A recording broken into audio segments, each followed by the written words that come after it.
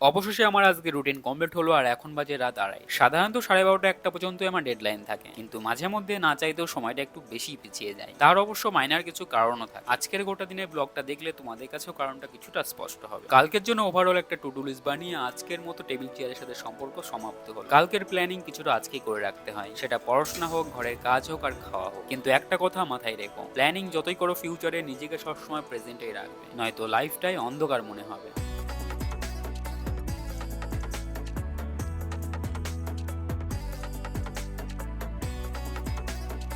8:30টার দিকে ঘুম ভাঙলেও বিছানা ছাড়লাম 9:45টায়। ফ্রেশ হয়ে রুমটাকে আগে গুছিয়ে নিয়েছিলাম। কাল রাতে কিছু ভাত ছিল, জল দিয়ে রেখেছিলাম। একটা পেঁয়াজ লঙ্কা লবণ দিয়ে এটাই খেয়ে নি। গরমকালের জন্য বেস্ট খাবার বলতে পারো, কিন্তু পান্তে ভাতে একটা বাজে দিকও আছে, বডি ঠান্ডা করে দেয়, সেজন্য খুব ঘুম পায়। আগে একদিনের শিকার হয়েছে, সেজন্য আজ একটা কফিও বানিয়ে নিলাম।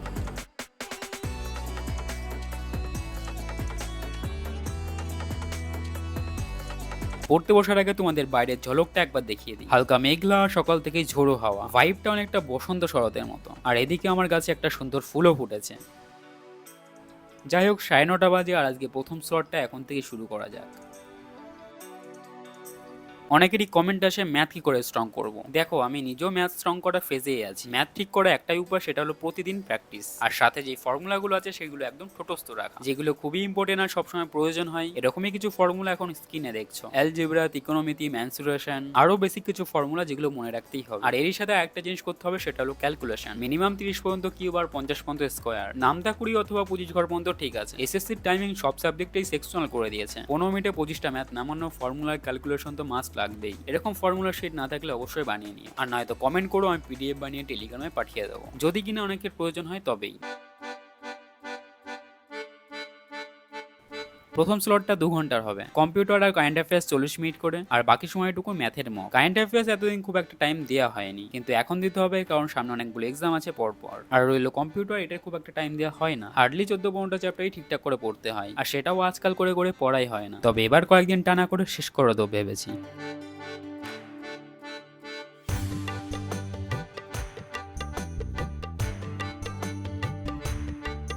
পৌনে 12টার দিকে স্লট শেষ হলে আমি একটু দোকানের দিকে বেরোই।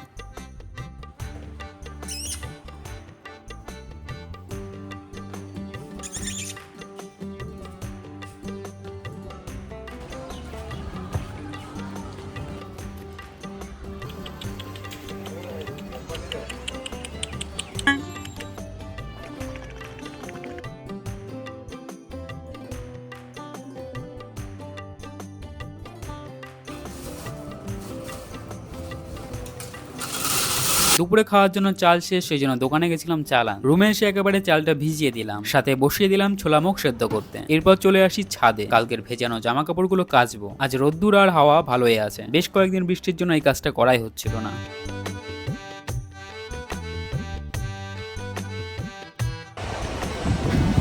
উপরে রোদ্দুর থাকলেও খুব মারাত্মক হাওয়া।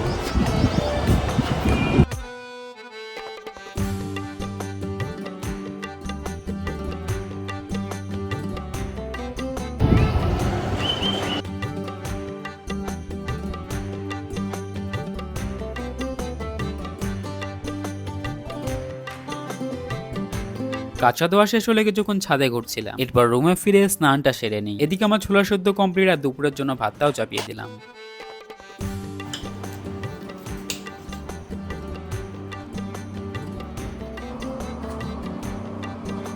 ছোলা সেদ্ধ খেতে খেতে আমার পরবর্তী স্লট 1:45টায় শুরু হয়। যদিও স্লটটা 12টা থেকে 2টো পর্যন্তই, কিন্তু আজ কাজ ছিল, সেই জন্য লেট হয়ে গেল। এই স্লটটা পুরোটাই সেকশনাল মক হবে। জিএস, ইংলিশ, রিজনিং আর ম্যাথে যে মকটা দিয়েছিলাম সেটারও অ্যানালাইজ হবে। 2 ঘন্টায় মকগুলো দিয়ে যতটা অ্যানালাইজ করা যায় করে ফেলবো, যেগুলো বাকি থাকবে সেগুলো পরে করে নেবো।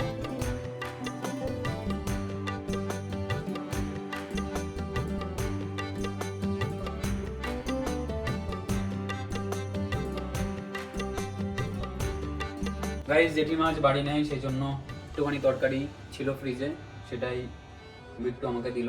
মাছ, এক পিস আলু আর একটুখানি ঝোল। আগে জানলে কিছু একটা রুমে করা যেত, কিন্তু এখন প্রায় 2:45 বাজে, তো এখন আর কিছু করা যাবে না, সময় নেই। আর ছোলা সেদ্ধ খেয়েছি অনেকটাই আজ, সেই জন্য পেটও খুব একটা যে খালি আছে, খিদে পেয়েছি সেরকমও না। তো এখন যে কটা খাওয়া যায় একটুখানি দিয়ে গরম করে নেবো তরকারিটা, সেটুকুনি খেয়ে নেবো। আর তুই তো আমার রুমে নেই, ও হলো বাড়িতে গেছে, তালা দেয়া, তো এই জিনিসটা আগেই এটা ব্যবস্থা করা যেত।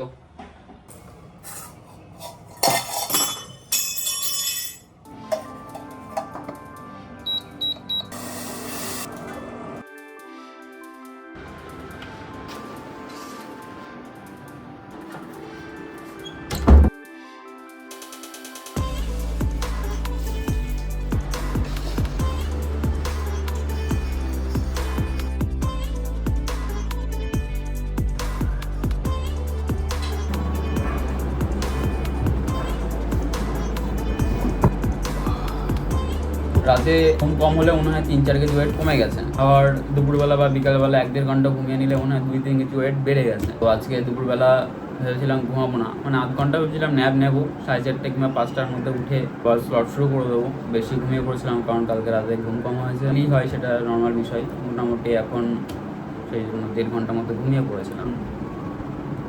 5:55 বাজে থেকে শুরু করা যাক, 2 ঘন্টার স্লট থাকবে আশা করছি, যে কোনো কাজ না পড়ে, বেশি লেট না করে আর শুরু করা যাক।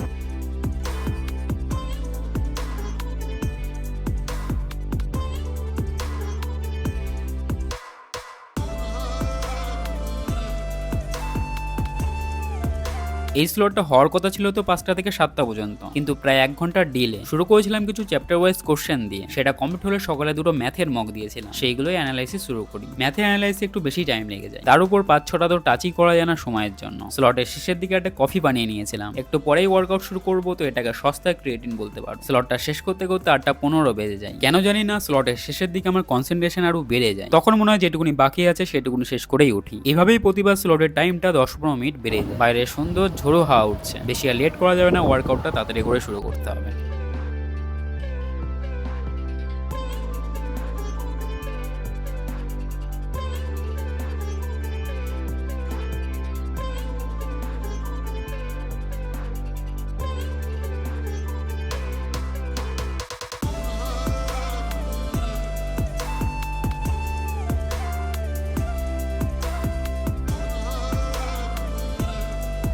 স্ট্রেচিং আর হালকা লাফঝাপ করে শুরু করলাম পুশ আপ। 15টা করে 2 সেট দিয়ে শুরু করি ডেসিডান্ট। এই দুটো ওয়ার্কআউট আমার সব থেকে প্রিয়। এই দুটো এক্সারসাইজের সাথে যদি স্কোয়াট জুড়ে দাও, বডির ম্যাক্সিমামটা কভার হয়, আর এই তিনটেতেই স্ট্রেংথও ইনক্রিজ হয়। সেজন্যই যেদিন একদমই কম এক্সারসাইজ করি, এই তিনটে অ্যাটলিস্ট রাখার চেষ্টা করি। এরপর শুরু করি dumbbell curl and hammer curl, আর শেষে স্কোয়াট দিয়ে শেষ করি। একটা কথা মনে রাখবে, রানিং করলেই যে শুধু অলিম্পিকে দৌড়াতে হবে এমন কোনো মানে নেই। ঠিক সেরকম বডি বানানোর জন্য ওয়ার্কআউট, একটা হেলদি আর হ্যাপি লাইফস্টাইলের জন্য পড়াশোনার পাশাপাশি ওয়ার্কআউট, মেডিটেশন, ক্লিন ফুড সবই প্রয়োজন। আজকে স্কটের আমার পোস্টারটা একটু ভুল ছিল, একা একা করি, করার সময় অতটা বোঝা যায় না। পরে ভিডিওতে দেখলাম বেশি বেন্ড হয়ে আছে আর বডি ওয়েটটা সামনে চলে আসছে। তোমরাও যদি ওয়ার্কআউট একা করো, একটা মিরর নিয়ে নেবে অথবা রেকর্ডিং করবে, কোথায় ভুল হচ্ছে ইজিলি বোঝা যায়। ওয়ার্কআউট শেষ করে গা ধুয়ে আমি মেডিটেশন শুরু করি। 10 মিনিট মতো করে আমার এই টাস্ক কমপ্লিট হয়।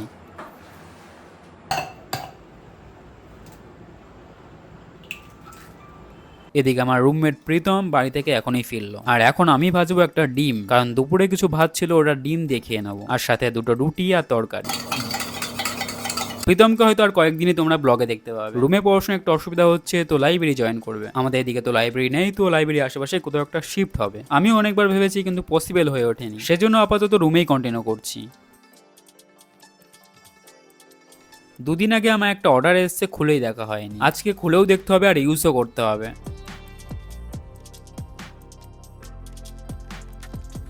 এটা হলো 11 multi cooking electric kettle. Normal ক্যাটেলগুলো তো শুধু দুধ গরম আর জল গরমই করা যায়, এটাই দেখছি অনেক কিছুর সাথে দিয়েছে, মোমো, নুডলস, তরকারিও করা যাবে, মাঝে মাঝে ভাতও চাপিয়ে দেবো। যাই হোক, এখন বের করেছিলাম জল গরম করার জন্য। ইন্ডাকশনে একটু জল গরম করার জন্য প্রচুর কারেন্ট পড়ে, আর এদিকে আমাকে ডক্টর বলেছে দিনে 3-4 বার কুলুকুচি করতে। চা, জল গরম, ডিম সেদ্ধ, টুকিটাকি জিনিসের জন্য বেশ ভালোই প্রোডাক্টটা। এরপরে কোনো একদিন বন্ধুরা মিলে মোমো বানাবো, সেদিনের ব্লগটাও দেখাবো তোমাদের। এই ছোট্ট জিনিসে আবার 2 বছরের ওয়ারেন্টিও দিয়েছে। ডেসক্রিপশনে লিঙ্ক দেওয়া থাকলেও প্রয়োজন পড়লে চেক করে নিও। আরে আমার জামা কাপড় ভাই সব উড়ে গেছে।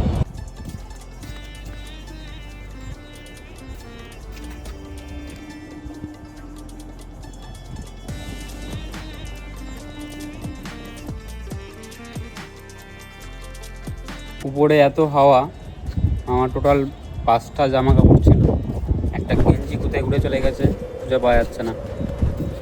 এখন রাতের বেলা তো পেলাম না আশেপাশে, কালকে দিনের বেলা একটু নিচে নেমে খুঁজতে হবে।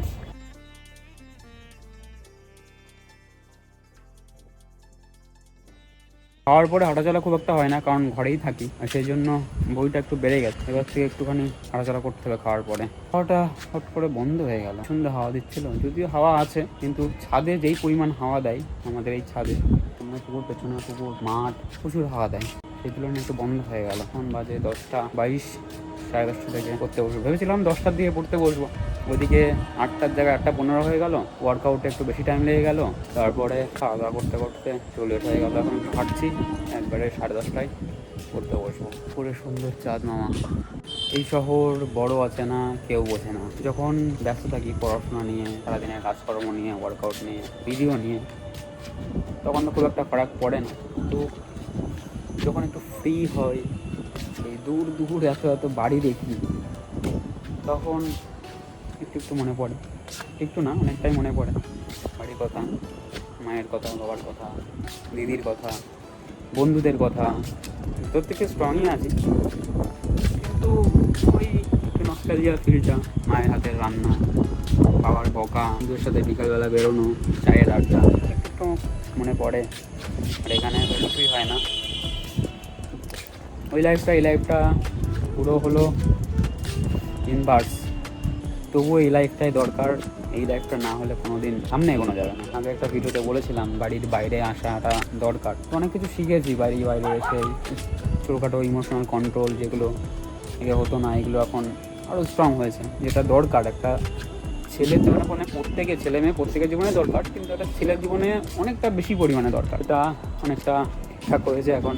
শান্ত হওয়া, এই যে ধরো একা একা এত বড় শহরের মধ্যে একা একা অনেকেই আছে, বন্ধু বান্ধব কেউ নেই, তো এই জিনিসটা খুব শান্ত করে দেয় তোমাকে।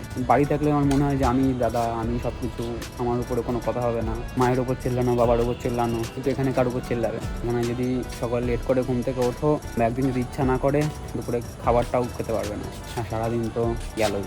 এবার শিডিউল যদি খারাপ হয় তাহলে তো গেলই। তবে বেশ ভালোও লাগে একা একা সব কিছু নিজের মতো বুঝি কাজ করে সব কিছু মেনটেন করে চলা, এটাও একটা ভালো লাগে।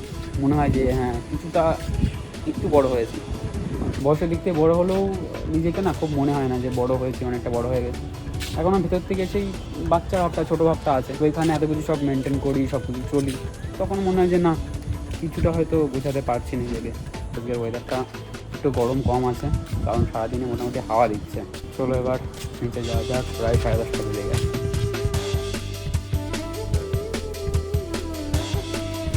বেশ কয়েকদিন অঙ্কে ক্লাস করেছিলাম, সেগুলো শিট বাকি ছিল, এখন পিডিএফ থেকে সেগুলো প্র্যাকটিস করছি।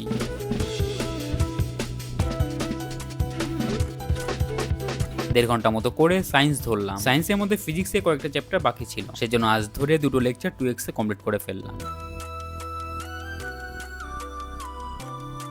কারেন্ট অ্যাফেয়ার্স সকালে করেছিলাম একটা গোটা মাসের অর্ধেক। ঘুম আসছিল না, তো ভাবলাম বাকি অর্ধেকটাও করে ফেলা যায়। শেষে 40 মিনিট মতো ওটাই করছিলাম। 2:40-এর দিকে আমার আজকে স্লট শেষ হয়। বেশি না, গতকালের থেকে মাত্র 10 মিনিট লেট। ভিডিওর শুরুতে যে প্রশ্নটা করেছিলাম যে কিভাবে লেট হয়, বোঝা কি গেল কিভাবে সার্কেলটা চলে? আজকের সময়টাকে আমি এগোতে পারলাম না, তবে প্রতিনিয়ত এগোনোর চেষ্টা চলছে আর কি। এক সপ্তাহ কষ্ট করে দুপুরে না ঘুমিয়ে টাইমটাকে এগোই, আর হঠাৎই একদিন ঘুম আসবে না, সব উলট পালট। এই জন্য মাঝে মধ্যে হাল ছেড়েই দিই। তবে ভাবছি সকালের দিকে আবার শিডিউলটাকে নিয়ে আসবো। আর অনেকেই কমেন্ট করছো ভিডিও রেগুলার দেওয়ার জন্য, 75 ডেজ আবার শুরু করার জন্য। এই কটা মাস একদমই পসিবল হবে না, তবে বছরের শেষের দিকে একটা প্ল্যানিং আছে, দেখা যাক কতটা পসিবল হয়। ভিডিওটা কেমন লাগলো জানিও, ভালো লাগলে একটা লাইক করো, আর কোনো প্রশ্ন থাকলে কমেন্টে জানিও। জয় হিন্দ বন্ধুরা, টাটা।